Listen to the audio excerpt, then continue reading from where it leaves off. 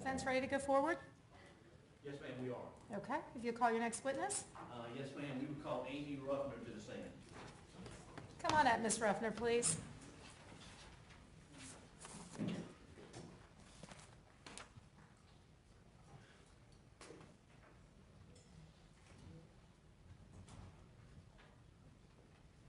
Place your left hand on the Bible, raise your right hand. State your name, please. My name is Amy L. Ruffner, Stinney. Do you solemnly swear or affirm your testimony to the court shall be the truth, the whole truth, nothing but the truth, so help you God? I do. Thank you, ma'am. Have a seat up here, please.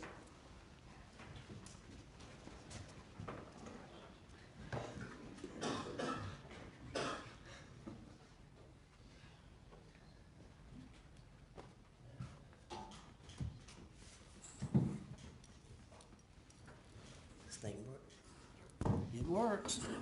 Please state your full name, spell your last name for the record. My name is Amy L. Ruffner. My last name is Ruffner. My first name is Amiel period Ruffner. Ms. Ruffner, before you were Ruffner, what was your name? Amy L. Stinney. Okay. And do you mind if I call you Amy? Go ahead. Okay. Amy, I can call you Ms. Ruffner if you like. You want to call Amy? No, that's okay. Okay. Amy, was George Stinney your brother? Yes, it was. Okay. And you were seated in the courtroom when your sister Catherine was testifying? Yes, I was. Okay. Let's go back to what you remember about South Carolina in 1944. Nothing good. Okay. And can you tell us what you mean by nothing good? Well, okay, first I was born in a place called Pinewood, South Carolina. Okay. My father, to my knowledge, was a sharecropper. Okay. And we lived in Pinewood, not too far from my grandmother. Okay. My father needed work, so he proceeded to go to Ackerloo, which was close, to find work. And is that because there was a lumber mill there? Yes. Okay. And when you guys got to Alcaloo, what kind of housing did you live in? Well, the first house we lived in was a big old airy house. And beside it was like a ditch where like the water was running. And it was okay, but it was kind of airy. You know, like big and, well, nothing was there. So we moved in, and I remember on the side it was like a fig tree on the side. But in order to get to it, it was a driveway that was there.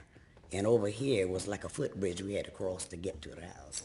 We stayed there for maybe a couple of months or whatever. And now, in Alcaloo in 1944, was there a black area of town and a white area of town? Was it segregated?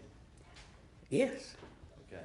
And when you went to school, I think your sister testified that there wasn't anybody that looked like me at school. It was, you had all African Americans at one school, yes, and all white people at another school. I didn't know where this school was, but I know what school I went to, and all of us black. Okay. And that's just the way it was back then? Yes. Okay. So did and your sister testified this too, but did the blacks and the whites intermingle in regards to, did y'all socialize with white folks, and did you play with the white kids? And you're shaking your head no, but you need to give me a response like yes. Well, I put it like this, my mother and father was strict. We could not go anywhere out the yard unless they gave us permission. Okay. Only thing we did was went to school and to church and back home, did our homework, and we stayed basically around the house. It was a few friends that they had there. When they went, they would take us with them. Okay. And so that's just the way it was? Yep, living in those days with my parents, that's the way it was. Okay. Amy, do you recall how old you were in 1944? I was 8. You were 8. But what year were you born? 1936, September the 21st. Okay. All right. And so you heard your sister Catherine call you George's shadow. That's what he called me. Okay. So George called you that? And why would George call you his Because shadow? every move he made, I was with him. Okay. Did you look up to your brother George? Yes, I did, because he was like my friend. We didn't know anybody there. So I took my brother when he went someplace, I followed him. If he went outside the gate, which we had a place that had a gate around it, went there. We had one dog named Spot, Okay. and that was our companion, our playmate, or whatever. And we would go to the church up the hill. We went to Sunday school every Sunday morning, and we stayed at church. Sometimes they would have like things in the yard, like you cook and have food out there, whatever, you know. But it was nice. It was a good growing up. And then my daddy finally got a job at the sawmill, and we met other friends. But we still couldn't go to a place without permission. Okay. And,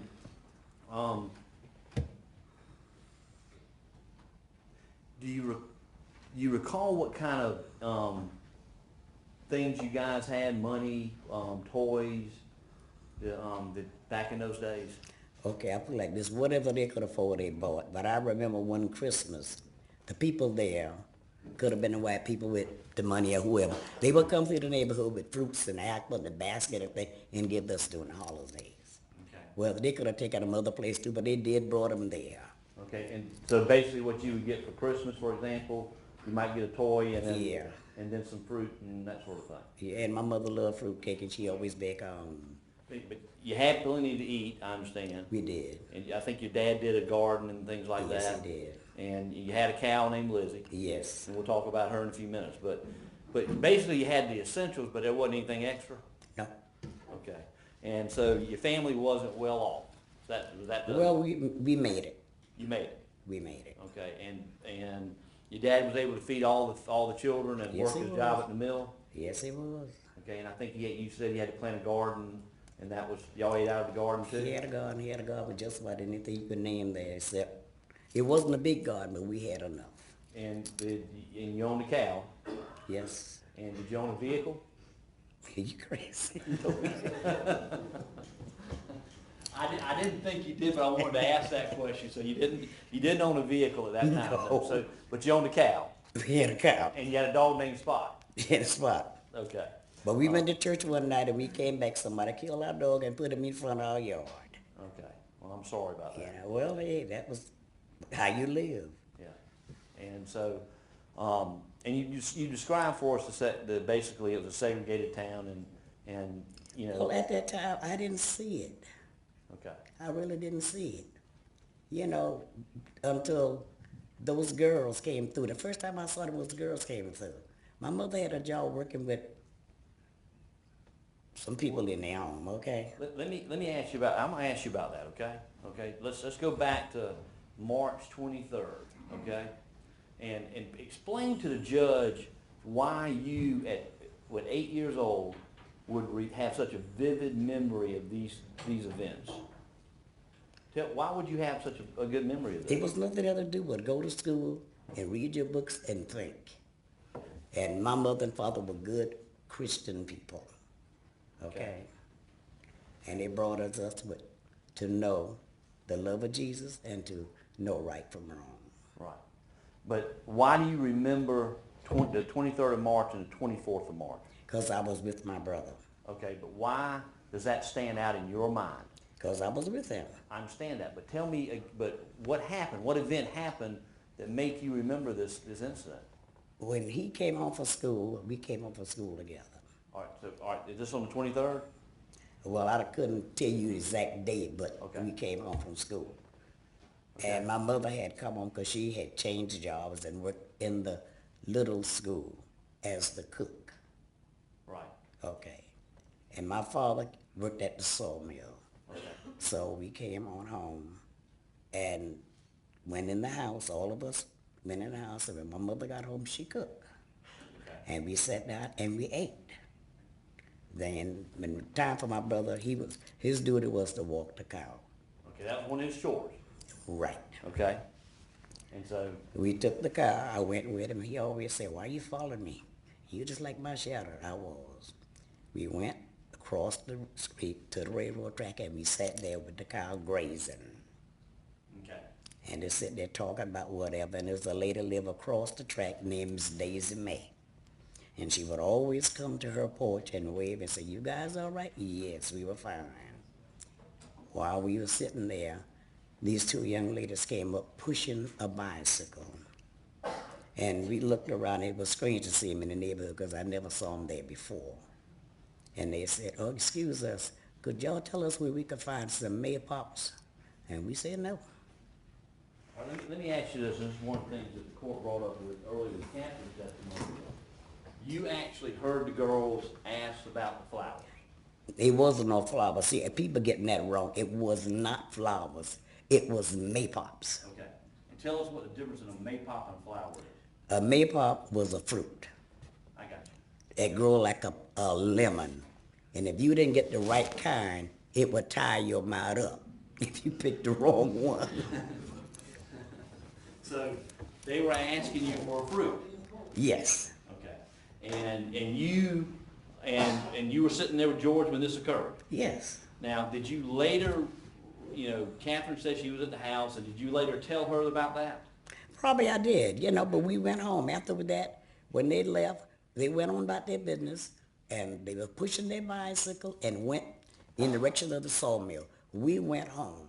All right, let me ask you why why is this event important? Is it because these white girls were in the area? Is that? Yeah, because we didn't see them in there. We had a lady that lived in the area, and she sold eggs and things. And we would go up the hill where she lived near the church, and we would purchase eggs and things. She was a nice lady. We never had no problem with no one.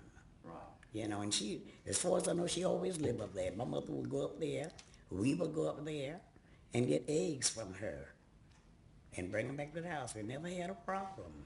Okay. And so, you distinctly remember that day with the girls pushing the bicycles? Yes, I do. Did you know either one of the girls? Never saw them in my life. And I believe I incorrectly pronounced the last name, and her name is Timms, which is one of the girls that was killed, but also the Bennett girl. You didn't know either one of those I didn't girls? know none of them.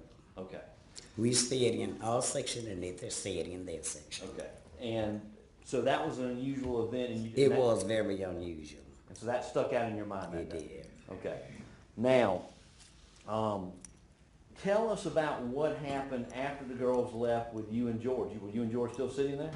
We sat there for a few minutes and they went on down the railroad track toward the sawmill. And eventually we got up and took the cow back across the street, went in the backyard, turned the faucet on. The tub was there underneath the faucet. We filled it up with water, let the cow drink. Then after that, we took the cow down in the back and put the cow up. Okay. And then we proceeded to go in the house. My mother had food ready, so we sat and we ate. Okay. And so you ate, and George ate supper? Is that Yeah, we basically did, it? yeah. Okay, so you had dinner already earlier that day. No, we was in school that day. Okay, I'm sorry.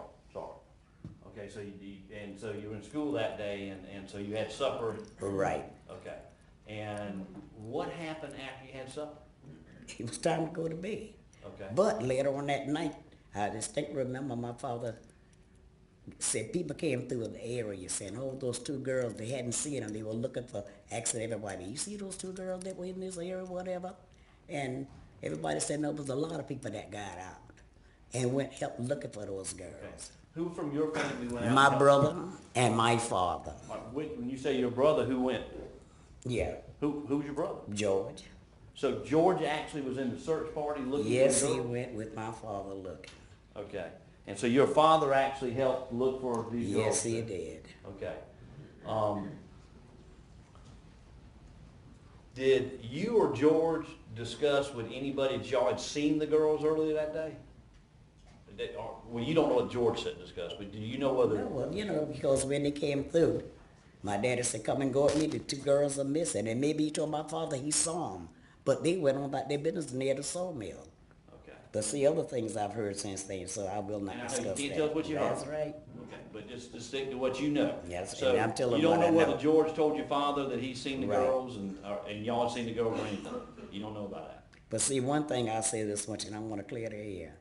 We are not allowed to go any place without my mother's permission.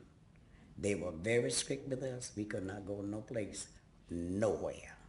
Okay. So your mother kept a pretty tight rein on y'all? She did. Okay. Well, let me ask you this about George. What kind of person was he? All he wanted to do, he was smart.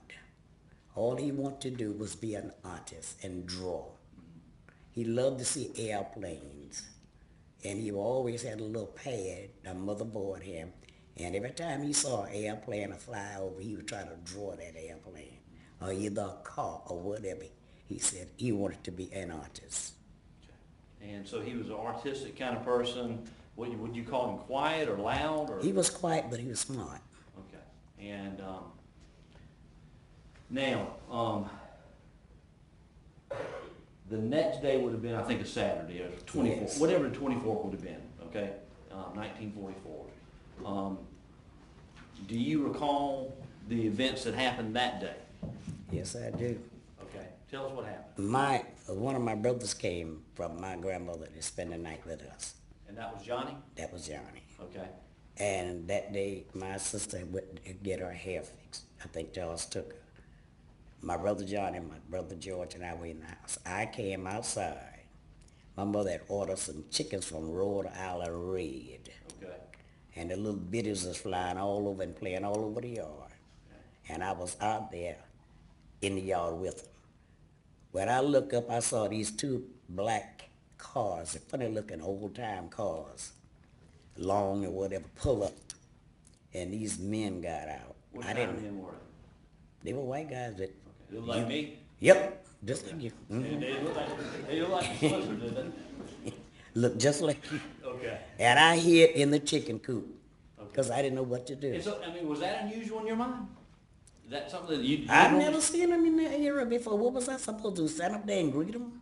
I mean, you've seen white men before, obviously, but you've never seen Yeah, them. no, I've seen them before, but not the one in uniform. Right. And so what happened? I What got did you do? I went in the chicken coop and I stayed there. Okay.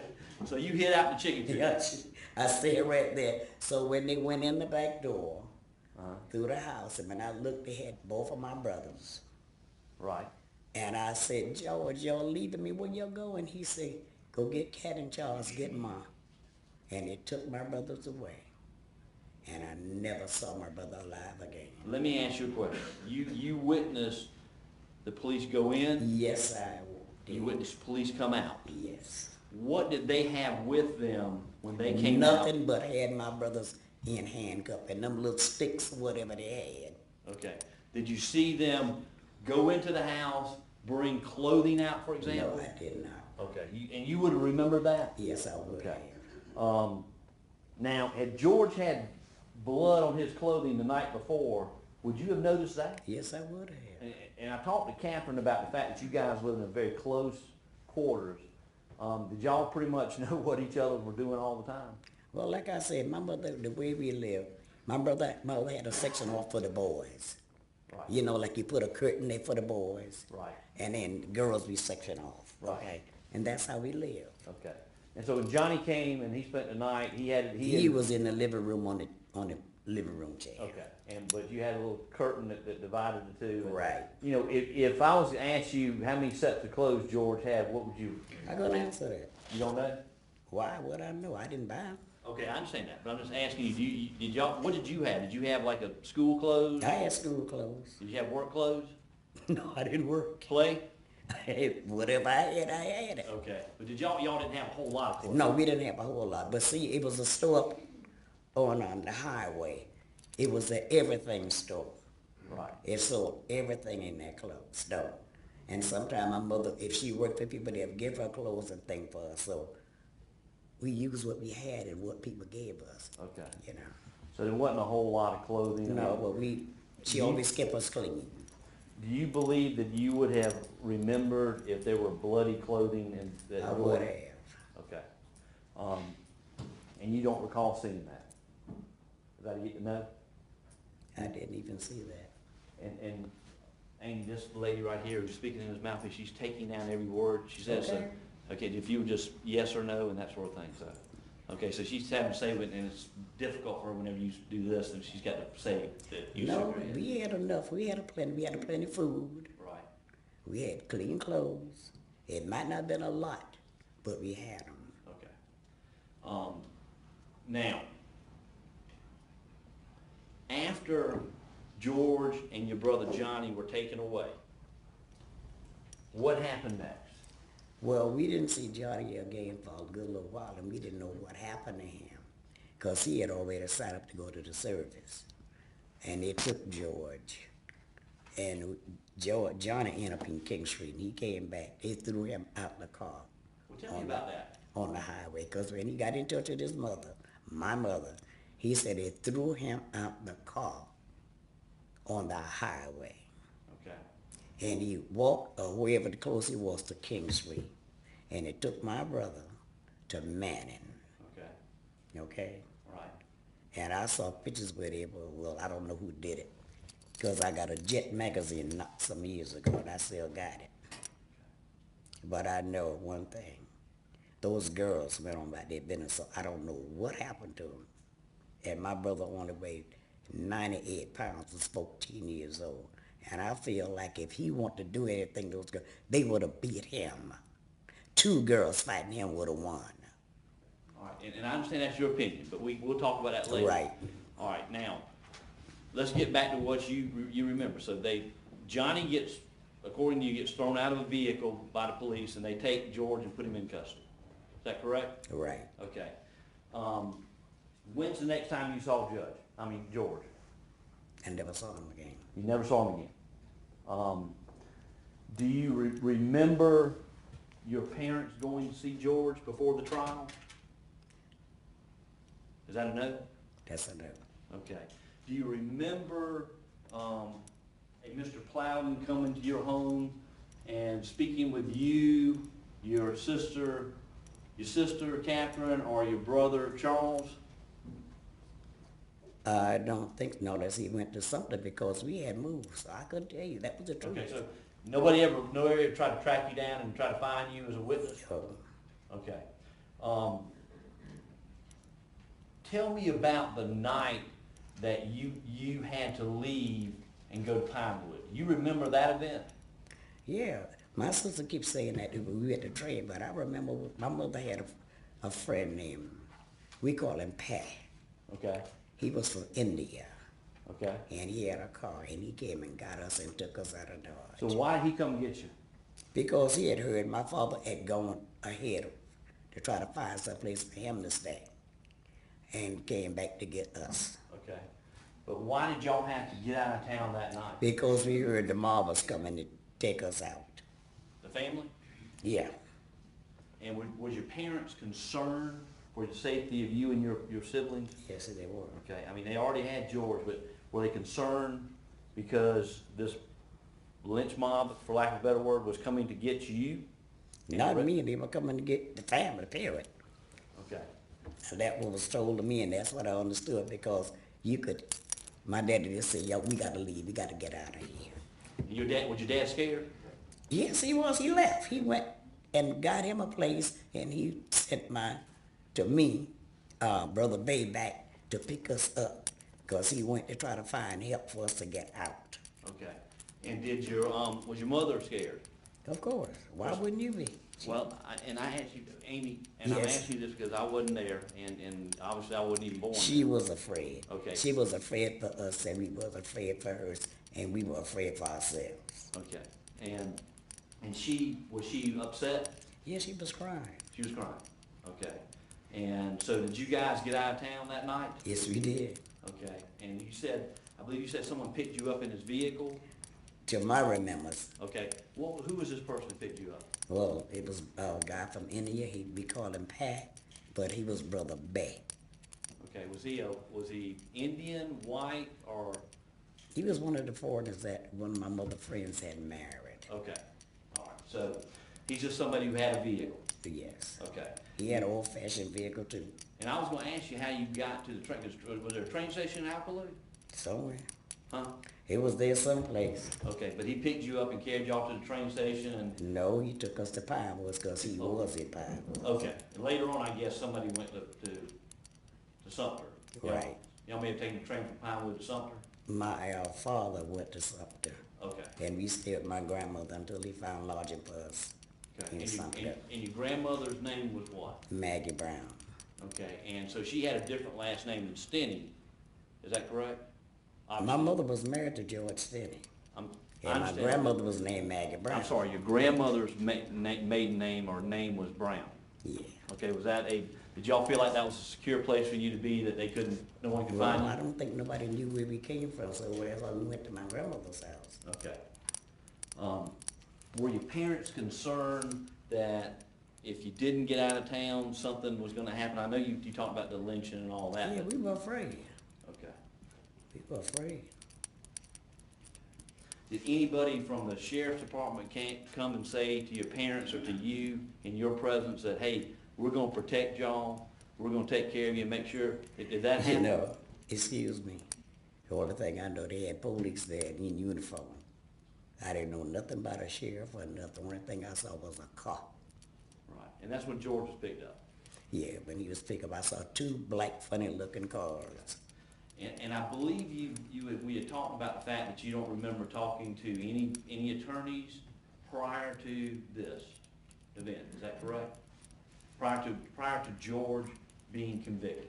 No, Did you talk to any attorneys, did your family talk to any attorneys after the fact?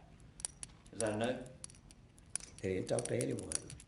Did And your they all, family, did your family have the money or the means to hire somebody to appeal George's conviction? no. Okay.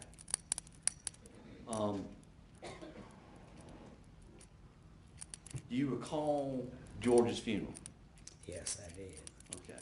And did you recall, was there an open casket?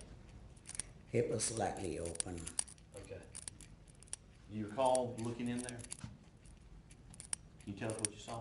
He was burned. You talking about George was burned? Yes, he was burned. Was he recognizable? Not too much, not really. And when George was buried, where was he buried? And at Calvary, Okay. And I think y'all chose to bury him in an unmarked grave, is that right? Is that yes? yes, Okay. And can you tell the court why you chose to bury him in an unmarked grave? because we was afraid that people would come and desecrate his grave. And his grave's still unmarked today? Is that a yes? Yes, it is. Now, Ms. Stinney, much has been made about the fact that no one has done anything after this conviction. But let me ask you this question. When he was executed, what could your family do? What else? I mean, but what could you? I mean, your brother's dead, right? Is that right? I mean, did your parents talk about this as about, there's just absolutely nothing, I mean, he's dead, what do you do? Was nothing we could do. So, between his conviction in April and his execution in June, that would have been the time for someone to have done something. File an appeal, ask for the Supreme Court to stay it, do something in this case, is that correct? It should have been. Okay. Do you understand that a lot of people wrote then Governor Olin Johnson letters asking for clemency for your brother? Yes. Okay.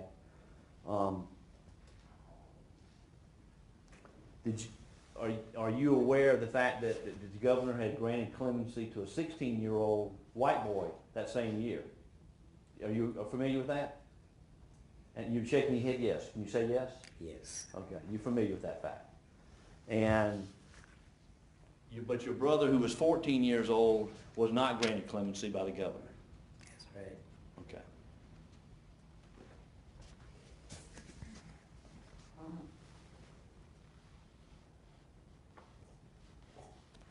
Of course, I know.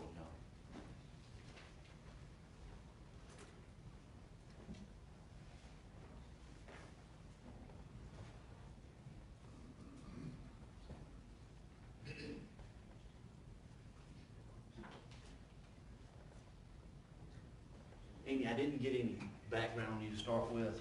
You currently live where? In Newark, New Jersey, And are you retired? since 1966. And what did you do for a living? Before I got married, I worked at the inspector for at a place called Mansour Ceramics. Okay, I was the inspector for television and making sure the tubes didn't fit right. okay. And when did you leave South Carolina? Oh, I don't know, it was in the 50s, somewhere around up in the 50s. In the 50s? Because what I did, I left and I went to Kentucky. Okay, And I stayed for a while and I came back. And my sister came up here and I came up and I didn't like it. Didn't work and I went back home. When I got back, most of my friends had disappeared. So I came back again. okay. And so how long have you lived in New Jersey? Officially I came back in 62, 61 or 62. And we haven't talked about your father and your mother's educational background. Do you remember what could your father read and write? Somewhat. Somewhat. So he had some education, but not a whole lot? He had enough to do what he wanted to do. Okay. Did he have, do you know how far he went in school? I never asked. Okay. How about your mom? Not for. Okay, your mama didn't have a whole lot of educational background? Mm-mm. And I think I recall you telling me that George actually wrote letters for her. He did. Okay, and did he write letters for your father too? No. Okay, but he wrote letters for your mother? Yes. Okay, and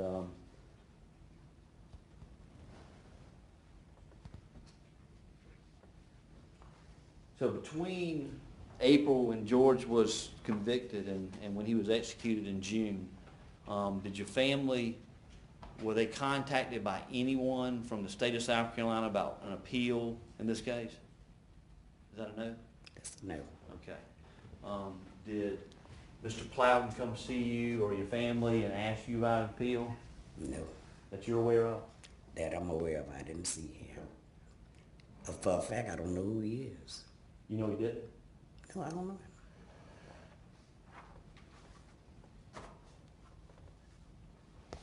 And what have you done in the years since George's execution? What have you done in the years since George's execution that that's trying to get this case overturned? Search for the truth. Okay. And if you've talked to various media outlets? I talked to a lot of people and I have a lot of material that was sent to me. Okay. And but have you ever been able to have an attorney that came forward and said, we're willing to handle this case for you until now? No, we never did. I wrote to various people. A lot of people went and they got material. I got it all home. And I think I gave you a copy of one. Somebody sent me a paper. They've been sent. I had these things. I didn't know what to do with them. I reached out to Oprah Winfrey to help. She said no. I reached out to other people. They said no. So I said, okay. Then I took my eyes and I looked upon the Lord. And I asked him, I said, Father, I want to know what you can clear this up. So you went to various people to try to get help and nobody would help you? Is that correct? Yep, and then I met Mr. Frierson. Okay. And that's George Frierson? Yes. And at some point in time, my law firm got involved in this? Right. Okay. When your parents, when George was electrocuted, what was the reaction of your parents? I know they were upset, but can you tell the court, so you can describe to them how they reacted to that? I'm going to object to that. Okay. Sustained, it's not relevant in this case. I think we've established that he in fact was electrocuted. I think we need to move on to what we're Okay. here for. All right, thank you.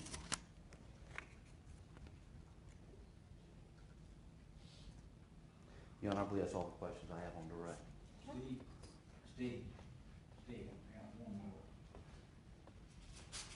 Work me over, John. I know, but that's okay.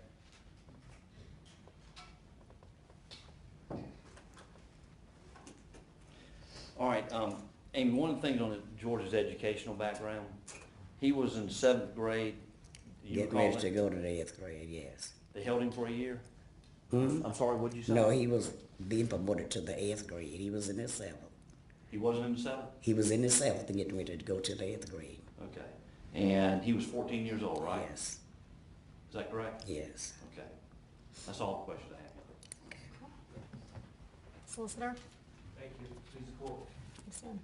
Ms. Ruffner, good afternoon. Good afternoon. How are you today? God is good. All the time. Ms. Ruffner, you know what this is? Yeah, well, I have my glasses on, I can see, but I don't. Do you have your glasses in the courtroom? I suppose so, I don't know. Yeah, I do. Can someone assist her in getting her glasses, please?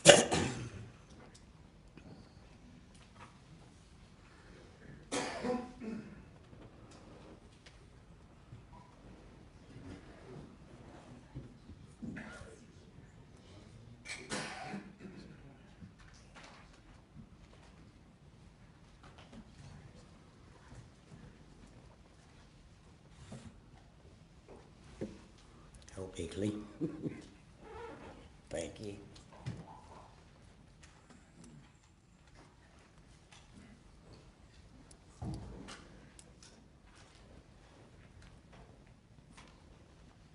Water, if you like. Thank you. Can you identify that document?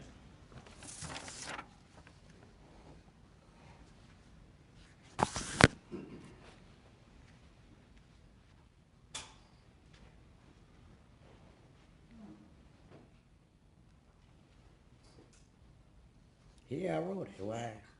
When did you write it? Don't ask. It's at the top corner on the right-hand side.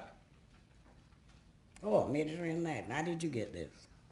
Your lawyer gave it to me. What lawyer? What is it? Mr. Steve McKenzie? What is the date on the paper? This is May the 23rd, 2009. Is that your handwriting?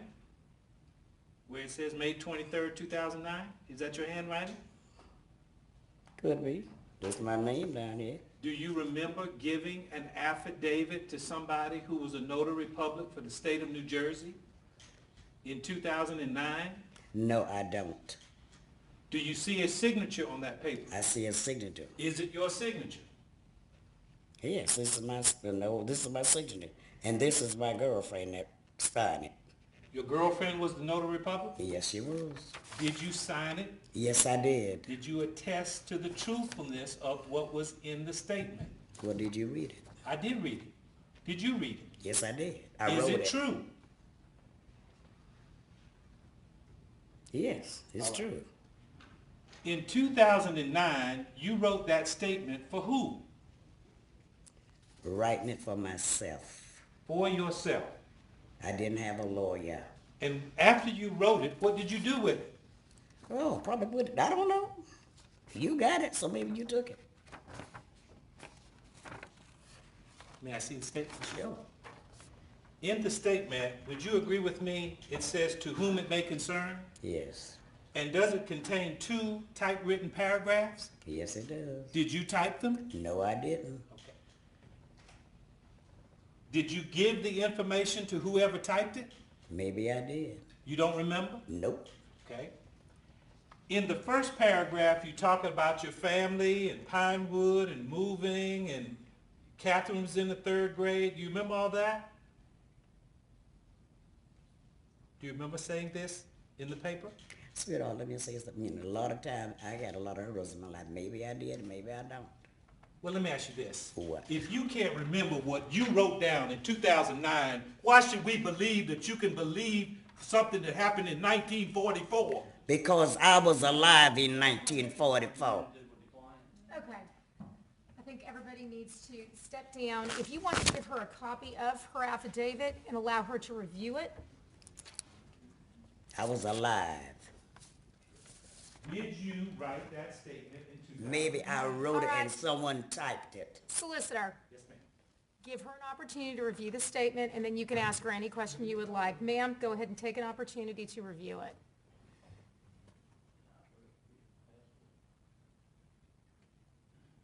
You know what? I think I was getting ready to write a book. You were getting ready to write a book. Yeah, write a book, a little thing, a reminder of what happened. Put my thoughts down on paper. Ma'am, his question is directed to, is that your statement? Yes, And it Did you is. write it? Yes. And his question was, is it truthful? Yes, it's truthful. This is truthful. Okay. Solicitor. Thank you. Would you read the last sentence on that page, Ms. Ruffin? At home, I ran the water in the tub. The cow finished drinking water. My brother put the cow in the shed, and we went into the house to eat and start our schoolwork. So on Friday night, you and your brothers and sisters finished your chores and went to do your schoolwork. I didn't say my brothers and sisters. I said my brother and I. That would be George and you. That's right. And you all had schoolwork for the next day? We always did our schoolwork ahead of time. Because my mother said, you do it now, you won't have to worry about it later. All right. So you all worked on schoolwork for Friday night. Oh, yes, we always did. Do you remember going out anywhere? We didn't go anywhere. There was nowhere to go. All right. And you testified that based on your recollection, George went with his father later that night to go searching for the girl. Because they came through and asked the people in the neighborhood to help look for them. Is that in the statement? No, I didn't put that here. Okay. Did you put in the statement that any of the other things about getting in the chicken coop when the men came with the I didn't funny have to call? write that. I did that. I didn't have to write that down. I got in there. Okay. You didn't put that in the statement. Why would I? That's the part of life that I live. And you're getting in the chicken coop so that... I did not know the people, so I called myself hiding. All right. And that wasn't important in 2009. It to was put in your important to statement. me to hide from them because I didn't know who they were. All right. And how long did you hide in the chicken coop? Until they stayed until I saw them breaking my brother's house. All right. So how long did you stay in the chicken I coop? wouldn't know. Do you remember living in Alcaloo and playing and going around the town in In that, what town? There was no town there. around the area where you lived? We couldn't go no place without my mother say so, okay? All right. And so you went to school Yes, I did. and you came home. Yes, I did. And your mother would be home. Yes, I And- After she got off of work, she came home. So sometimes she would not be home when you got there. Of course, it all depends on that she had to clean the kitchen up in the school that she work at. And after you and your brother would do the chores, take care of the cow, you would come back home and stay at home, do your homework, and get ready for school the next day. Of course. But see, you're missing the point. It was my brother, 2 brothers, and my sister, okay? It was 4 of us there. All right. And when you wrote that paper in 2009, did you talk to them, your brothers and sisters, about what you remember? No, this is for me. Okay. For me, Have you ever written any more papers? maybe. Did you give them to your lawyer? What lawyer? No, I That's- didn't that's not because your lawyer? I didn't have a lawyer at that time, Do okay? you have a lawyer now? Yeah, Did you give him any other papers? maybe I did. Not other papers, maybe I give him this one. You don't remember if there were other papers that you It wrote? was others I wrote, but I didn't give it to no one. Okay. When it came time for you to go to the funeral, what did you tell, what did you ask your parents had happened to George? Who said that? I'm asking. You have a family, you're getting ready to go to a funeral for a family member. What did you ask your mom and dad? I didn't ask them anything because I already knew what had happened. I didn't see my brother from the time they took him until they killed him, okay? And during that time, you didn't know why they took him or what had happened? I knew they took him. And then later on, everybody said they were accusing him of killing those girls. And I knew that was a lie. And that's all you know? That's all I know. And You I, didn't ask your mother and father? well, because we had friends coming over. And the pastor from the church that we went to something, he came over. He talked to us. What about after the funeral? When it was just you and your mom and your dad? What do you think happened after? We were devastated. Yes, ma'am. And did you never ask, why did George get taken out of the family? My mother wasn't home, so how would she know? She wasn't home? She was at school working, okay? So from the day of the funeral to today, you've never had a conversation with your mom and dad about what happened to I George? never asked because my mother and father is dead. And from the time of your, I believe I was told by Catherine that your mother passed last, from the time that Catherine, your mother passing, and it was just the children living, from that time to now, you never hired a lawyer to look into this case. You never wrote the book to set the record straight. You just waited on some good lawyers to call you and say, we'd like to take your I case. wrote a lot of papers, but I never gave them to a lawyer. They were for my benefit. I thank you, ma'am. May I I have my thank you paper too. back? Sure, you can have it back, but my name is on it. Dr. Just one follow here. Mr. Finney asked you about, your mother, passing away. Yes. Did your mother tell you anything on her deathbed? No, she didn't talk to me. She talked to my girlfriend. Okay, so you don't know what she said? No, she wasn't dying at the time. She was in the little room. She had stayed with me. You know, she came during the weekend and stayed because she was kind of sick, so I let her stay there with me. And my girlfriend lived next door. Her name was Delaney Austin. And she came over and she talked to my mother. And she was telling me about, because I about, object at this point. well, I'm talking about something different. My older brother had died, Leroy. And they was talking about him because my cousin owned a funeral home, Fleming's in Manning. And she had got his body from New York. My mother was talking to her about him, and then she brought up George. She said the only thing she ever wanted was her son Okay, and Claire. number one. And that was it. Sustained, obviously. It's hearsay, it's not appropriate. Thank you. All the questions I have. Ma'am, Yes, dear. who is your lawyer representing you in this case? Mackenzie, over there. I never had lawyers before. Mr. McKenzie? All right, ma'am. And does he represent anyone else? Not that I know. Okay. Ma'am, additionally, is your elder brother, Johnny Green, still living? Johnny died. He's passed away? Yeah, How long ago did he pass? about 2 years ago. Well, see, before he died, Johnny was in a what you call it, a nursing home? Right. Assisted living home or a nursing home? A nursing home. Okay. All right. He had, Did you ever speak with your brother when you got older about his detention and then release by the police? with Johnny, Yes, ma'am. you couldn't talk to him. He would only let you know. See, my brother was like this. Johnny loved people. When that happened to him, Johnny hated everything that walked. He did. He did. He hated everything that walked because he said he took my brother and they killed my brother. What did Johnny go on to do after he grew up? He worked for the school system as a driver. They go pick up different things and would take back to the school, you know. He worked around the school, but he had a good job. He Where did did he good. live? In Brooklyn. In Brooklyn? Mhm. Okay.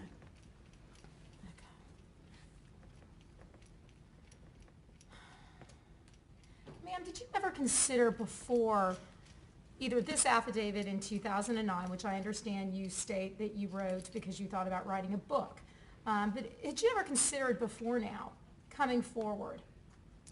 Well, at that time, you know, when you, my husband died, I was expecting, like I said, I had kids, and my husband died in 2001. Some guys came to my house, and my son allowed them to stay upstairs.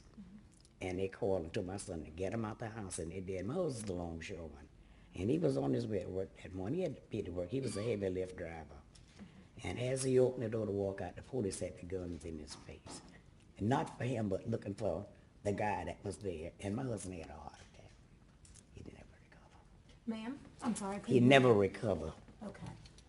So he died in 2001 when the towers fell in the air. He died. Okay. My question to you is, did you ever consider bringing this case when there were still potentially some Well, just, witnesses? you know, like I say, when you have help and can talk to people that try to lead and guide you, it's good. But when you try to do something by yourself, it's hard. I understand that, ma'am, but if you'll let me finish my question. The Okay. question is, did you consider bringing this case or seeking someone out when these people and potential witnesses in the trial of this case were still living? Because certainly that would make this process easier. Obviously, you are one of the few people, and you weren't present at the trial of the case. You know. So again, did you consider it back, late 60s, 70s, 80s, Well, I 90s? reach out to different people, And I got a lot of things, material that they sent me from Charleston, from a cop from upstate New York. He went down and searched for the truth. And he sent me papers, and other people. I got a lot of papers on that people sent me over the years. And I try to show the people, you know, and I give my son something. And then I met Mr. Franson, and I showed him things, you know, and reached out to him for help. Because I tried. Okay, ma'am. I really tried. I appreciate it. Does anyone have any further questions of this witness? I have one question, Your Honor. Go ahead, Mr. McKenzie. Ms. Ruffin, Yes. after your brother was electrocuted by the state of South Carolina, what remedy could your family have asked for from the state of South Carolina that you were aware of? Like such as? I mean, could they bring your brother back to life? No. So in your mind, that was it. Is that correct? Is that the mind of your family? Is that the mind of your father and mother? No, my mother and father, they grieved for my brother. What this booker did do, they didn't have no money. They had no money. They Okay, didn't have nothing. but in your mind, I mean, he's dead. What else can we do? Is that right? We can clear his name. I'm sorry? I would love for his name to be cleared. I understand that now, but as far as procedure, you're not a lawyer. You don't know the Right. ins and outs. I don't of know course. the ins and outs of it, so what could I do? But they killed your brother, and I think they killed your brother on June 16th. On June 17th, what remedy was available to bring your brother back to life? Nothing. That's all the questions I have. Anything further? You may step down. Thank you.